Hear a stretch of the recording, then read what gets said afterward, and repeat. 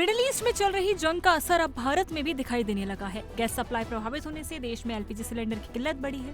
हालांकि सरकार ने कहा है कि ऐसा कुछ नहीं है, उन्होंने काफी हद तक प्रोडक्शन भी बढ़ा दिया है। आपको बता दें कि मुंबई, बेंगलुरु, पुणे, लखनऊ और असम के कई शहरों में कमर्शियल सिलेंडर की सप्लाई बाधित होने से होटल और रेस्टोरेंट कारोबार पर भी असर पड़ा है। कई होटल्स ने खाना बनाना बंद कर दिया है और फिलहाल सिर्फ चाय कॉफी की सर्विस दे रहे हैं। इसी के साथ सिलेंडर की कीमत भी बढ़ी है और बुकिंग की समय सीमा भी बढ़ा दी गई है। इस बीच सबसे बड़ी बात यह है कि ECA लागू कर दिया गया है। अब क्या है ECA, चलिए समझते हैं। हालात को संभालने के लिए सरकार ने अब आवश्यक वस्तु अधिनियम 1955 यानी कि ECA लागू किया है। ये एक ऐसा कानून है जो जरूरी चीजों की सप्लाई, कीमत और वितरण यानी कि डिस्ट्रीब्यूशन को कंट्रोल करने के लिए बनाया गया है, ताकि जमाखोरी और कालाबाजारी को रोका जा सके। इस कानून के तहत सरकार स्टॉक लिमिट तय कर सकती है और नियम तोड़ने वालों पर सख्त कार्रवाई भी कर सकती है।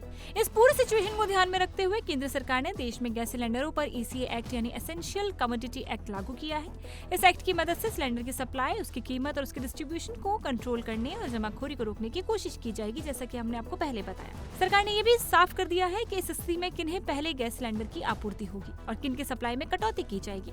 सरकार ने कुछ सेक्टर्स को प्राथमिकता देते हुए 100% सप्लाई जारी रखने का फैसला किया है। इन सेक्टर्स में PNG, CNG, LPG, अन्य गैस पाइपलाइन सेवाएं शामिल हैं।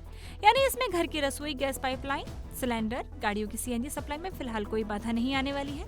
उन्हें सबसे पहले सप्लाई मिलेगी। अस्पतालों और इमरजेंसी सेवाओं की गैस आपूर्ति पहले की तरह जारी रहेगी। चिंता की कोई बात नहीं है।